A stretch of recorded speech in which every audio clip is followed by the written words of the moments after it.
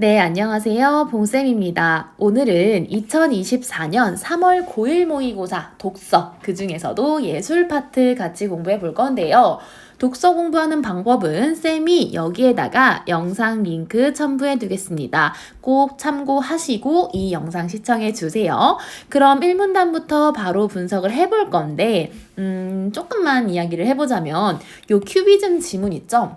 안 어려웠어요. 쌤이 봤을 때는 난이도 최하? 이번 3월 모의고사에 실려있는 지문 중에서도 제일 쉬웠습니다. 이런 말 하면 또 쌤 저는 틀렸는데요 하는 친구들이 있을까봐 말 안 하려고 했는데 쉬웠어요. 그러니까 집중하세요. 네, 1문단 보겠습니다. 20세기 초 유럽에서 일어난 과학 문명의 발전은 현실을 이루는 법칙을 하나씩 부정하였대요. 이거 순서가 있는 말이죠. 첫 번째 순서 뭐야? 과학 문명이 발전을 했어. 그래서 뭐 사람들이 아는 게 많아졌겠지. 그래서 현실을 이루는 법칙을 하나씩 부정하게 된 거지. 그치? 순서가 있는 말이다. 만약에 선지에서 현실을 이루는 법칙을 하나씩 부정하다가 과학 문명이 발전했다 이러면 그럴싸해 보이지만 틀리다고. 알겠죠? 순서 꼭 명확하게 구분하세요. 계속해서 읽어보겠습니다. 절대적이라고 믿어왔던 시공간마저 상대적인 것으로 밝혀지면서 선생님, 생판 모르는 이야기가 나왔는데요. 아니, 지금 요 시공간은요, 현실을 이루는 법칙 중 하나잖아. 그거에 대해서 설명해주고 있는 거예요. 요거에 대해서 이거를 조금 더 세세하게 이야기해준 겁니다. 같은 맥락이에요. 전혀 다른 이야기가 아니야. 어쨌든 절대적이라고 믿어왔던 시공간마저 상대적인 것으로 밝혀지면서 사람들은 기존에 당연시되어 온 인식에 의문을 품게 되었답니다. 세 번째 단계죠. 과학 문명이 발전했다. 그래서 현실을 이루는 법칙을 하나씩 부정했다. 그래서 사람들은 기존에 당연시되어 온 인식에 의문을 품었다. 맞죠? 이것은요, 지금 요 앞에 나온 1, 2, 3단계 요것은요, 서양 회화에도 영향을 미쳤대. 회화는 여러분 그림입니다. 영어 회화할 때 회화 아니야. 어쨌든 이 그림에 영향을 미쳐서 큐비즘이라는 새로운 미술 양식을 탄생시켰답니다. 그러면 1문단에서 하고 싶은 이야기가 뭐야? 큐비즘이 탄생한 배경에 대해서 이야기를 해주고 싶은 거겠죠? 그러면 여기다가 적어봅시다. 큐비즘 탄생 배경. 맞죠? 그러면 얘들아, 이 문단부터는 어떤 내용 나올 것 같아요? 큐비즘에 대해서 나오겠죠. 큐비즘이 이렇게 탄생했습니다 하고 딴소리 할 리가 없잖아. 그치? 큐비즘에 대해서 몰라도 돼요. 쌤도 몰라요. 이거에 대해서는 이 문단에서 설명해 줄 겁니다. 그러면 이 문단 갈게요. 큐비즘은요, 대상의 사실적 재현에 집중했던 전통 회화와 달리, 오케이, 이거 쌤이 정말로 좋아하는 비교 구문이지. 비교 구문에서 출제 아주 잘 된다고 했어요. 보니까 얘는 지금 전통 회화와 다르대. 근데 전통 회화는 사실적 재현에 집중했대요. 사실적 재현에 집중했다라는 건 지금 당장 눈앞에 보이는 것에 집중을 했다라는 거야. 근데 큐비즘은 어땠다? 그렇지 않았다. 알겠죠? 그럼 얘는 뭐에 집중했을까요? 봅시다. 대상의 본질을 구현하기 위해 그 근원적 형태를 그려내는 것을 목표로 삼았대. 얘에 집중을 한 거네. 무엇을 위해서? 본질을 구현하기 위해서. 자, 목적도 나왔습니다. 큐비즘의 목적은요, 본질을 구현하는 거예요. 근데요, 여러분들, 요거 다 무슨 말이냐면, 원래의 형태를 그려내려고 했다라는 거야. 원래의 성질을 구현하려고 했다라는 거야. 알겠어? 자, 얘는 지금 당장 눈앞에 보이는 현재에 집중하는 거라면 얘는 원래 어떻게 생겼을까? 과거에 집중을 한 겁니다. 알겠죠? 큐비즘에 대해서 설명해주고 있는데 이를 위해서, 이 본질을 구현하기 위해서 큐비즘은요, 첫 번째, 대상의 본질과 관련 없는 세부적인 묘사를 배제하였습니다. 지금 여기에서는 표현 방식에 대해서 이야기를 해줄 거예요. 표현 방식. 자, 그 다음에 두 번째는 구와 원기둥 등의 기하학적 형태로 대상을 단순화한 다음에 질감과 부피감을 부각하였답니다. 원래 어떻게 생겼나 그것을 그려내는 게 목적이니까 대상을 단순화해서 이제 요것들을 부각하였대요. 됐죠? 자, 세 번째. 얘는요, 색채도 본질 구현에 있어서 부차적인 것으로 판단을 했어. 그래서 색깔도 몇 가지 색으로 제한하였답니다. 지금 큐비즘의 표현 방식 첫 번째, 두 번째, 세 번째가 나왔네요. 그쵸? 여러분들 흐름 잃지 마세요. 큐비즘 탄생 배경, 큐비즘의 목적, 그 다음에 큐비즘의 표현 방식입니다. 그럼 3문단으로 넘어갈게요. 또한 이래 그러면 표현 방식을 또 얘기해 줄 건가 보지, 그치? 네 번째 표현 방식입니다. 큐비즘은요, 하나의 시점으로는 대상의 한쪽 형태밖에 표현을 할 수 없다고 생각을 했대. 맞지? 그래서 하나의 시점에서 대상을 보고 표현하는 원근법을 거부했답니다. 이게 바로 네 번째 방식인데요. 왜 이러한 원근법을 거부했어? 큐비즘의 목적이 뭔데? 대상의 본질을 구현하는 거잖아. 지금 당장 눈앞에 보이는 거 그리는 게 중요한 게 아니야. 얘가 원래 어떻게 생겼나 그걸 그리는 게 중요한 거니까 지금 시점 하나로만 봤을 때는 그것을 표현할 수 없다라고 생각을 한 거지. 그치? 자, 그 다음에 그리고래요. 오케이, 그럼 또 얘기할 건가 봐. 대상의 전체 형태를 표현하기 위해서 다중 시점이라는 것을 적용을 했는데 다섯 번째 표현 방식이죠. 이건요, 여러 시점에서 관찰한 대상을 한 화면에 그려내고자 한 기법이래요. 근데 얘도 왜 이렇게 한 거야? 대상의 본질을 구현하기 위해서. 알겠지? 여러 시점에서 보면은 대상의 전체를 표현할 수 있고 그러면 대상의 본질을 구현한다고 생각을 한 건가 보죠. 그쵸? 근데요, 이 다중 시점에 대해서는 예를 들어서 추가적으로 설명을 해주고 있네요. 1번, 2번, 3번, 4번까지는 얘까지는 안 들어줬는데 얘는 얘까지 들어줬어. 한 인물을 그릴 때에는 대상의 이제 얼굴의 정면과 측면을 동시에 표현함으로써 대상 전체 형태를 관람자들에게 보여주는 것이 바로 다중 시점이래요. 그러면 뭐 본질에 대해서 더 잘 표현할 수 있나 보지. 그치? 그래서 이렇게 큐비즘은 사실적 재현에서 벗어나, 이거 아까 했던 말인데, 그치? 얘에서 벗어나 대상의 근원적 형태를 표현하려고 하였으며 이것을 통해서 관람자들에게 새로운 미적 인식을 환기하였답니다. 자, 1문단 뭐? 탄생 배경, 2문단 큐비즘이 뭔지, 걔의 목적이 뭔지, 그 다음에 표현 방식 5가지 나왔습니다. 됐죠? 그럼 4문단 가겠습니다. 대상의 형태를 더 다양한 시점으로 보여주려는 시도? 이거 뭐야? 아까 위에서 언급한 다중 시점이죠. 역시 아까 다른 건 얘 안 들어줬는데 얘만 얘 들어서 설명할 때부터 알아봤어. 얘에 대해서 조금 더 이야기해 줄 건가 봐요. 어찌됐든 이 다양한 시점으로 보여주려고 하는 시도는요, 다중 시점의 극단화로 치달았대요. 그러니까 얘가 아주 극에 달한 거야. 이 시기의 큐비즘을요, 분석적 큐비즘이라고 일컫는데요. 잘 봐. 지금 아까 우리 표현 방식 1번, 2번, 3번, 4번, 5번이 잘 적용된 게 바로 큐비즘이었어. 근데 그 중에서도 5번이 그게 다랬어. 그거를 분석적 큐비즘이라고 하는 거예요. 얘는요, 대상을 이제 여러 시점으로 해체하여 작은 격자 형태로 쪼개어 표현했다. 표현 방식 첫 번째죠. 두 번째, 색채 또한 대상의 고유색이 아닌 무채색으로 한정하였다. 두 번째 표현 방식이죠. 표현 방식 설명했고, 그 다음에 한번 봅시다. 해체 정도가 심해짐에 따라서 대상은 부피감이 사라질 정도로 완전히 분해되었고요.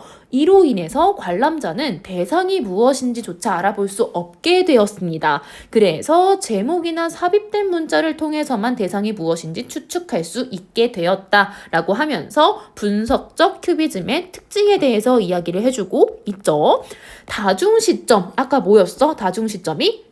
여러 시점에서 관찰한 대상을 한 화면에 그려내고자 하는 기법이었잖아. 근데 이게 극에 달한 거지. 시점을 아주 쪼개고 쪼개다 보니까 이제 알아볼 수 없게 된 게 바로 분석적 큐비즘이래요. 됐을까요? 자, 이제 5문단 갑시다. 대상이 극단적으로 해체되어 형태를 파악하지 못하게 된 문제? 이거 뭐의 문제야? 분석적 큐비즘의 문제지. 분석적 큐비즘도 나쁜 의도는 없었어. 그냥 대상의 본질을 잘 구현해내려고 시점을 쪼개고 쪼개다가 알아볼 수 없게 된 것뿐이야. 알겠지? 이것을 해결하기 위해서 큐비즘은요, 화면 안으로 실제 대상, 혹은 대상의 특성을 잘 드러내는 화면 밖의 재료들을 끌어냈고요. 이것을 종합적 큐비즘이라고 일컫는데요. 자, 얘 또는 얘 둘 중에 하나만 끌어들여도 됩니다. 두 개 다 무조건 반드시 끌어들여야 되는 건 아니야. 이런 거에 낚이지 맙시다. 어쨌든요, 종합적 큐비즘은 이런 거래요. 너무 알아보지 못하니까 이런 거를 끌어들인 게 바로 종합적 큐비즘이야. 근데 여러분들, 자, 분석적 큐비즘은 이런 거다. 종합적 큐비즘은 이런 거다. 이렇게 따로 설명했다? 그러면 뭐가 있는 거야? 차이점이 존재한다. 그치? 이 차이점을 명확하게 인지하고 있어야 합니다. 문제가 여기에서 출제돼요. 차이점이 뭐야? 얘는 이런 걸 끌어들였다라는 게 차이점이지. 자, 봅시다.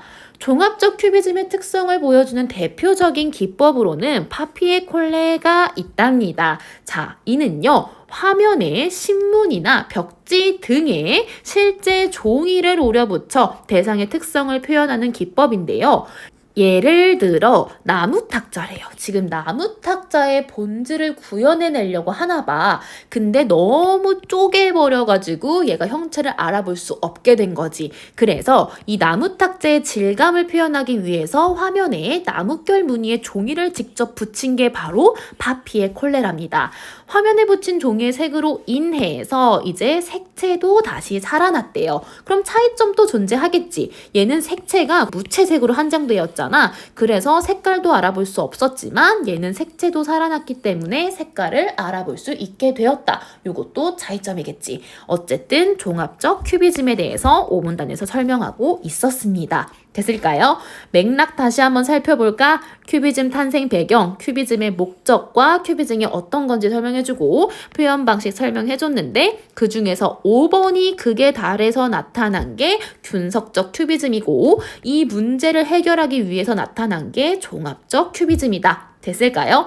6문단 봅시다. 얘는 겁나게 쉬워요. 큐비즘은요, 대상의 근원적 형태를 화면에 구현하기 위해서 계속 했단 말이야. 대상을 표현하는 새로운 방법을 모색했대요. 우리가 계속 알아봤던 거야. 지금 앞에 나온 내용 정리해주고 있는 겁니다.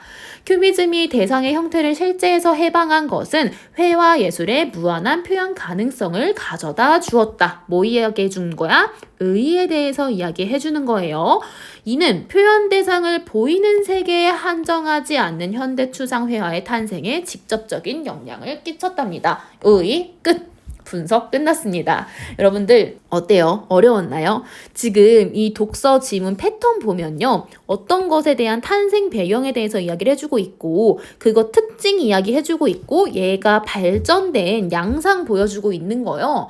다른 독서 지문에서 굉장히 많이 나오는 패턴이에요. 그래서 요거 꼼꼼하게 한번 살펴보시고 그 다음에는 가볍게 읽으면서 교양 쌓으면서 아 큐비즘이라는 게 있구나 하고 여러분 지식으로 흡수를 해주세요. 그럼 바로 문제 풀어볼게요. 자, 21번 몇 번입니까? 이거 안 봐도 될 것 같은데 바로 3번입니다. 됐죠? 표현 기법 지금 몇 개 했냐? 5가지 했고 시대적 배경 여기 바로 앞에 나왔잖아. 그치?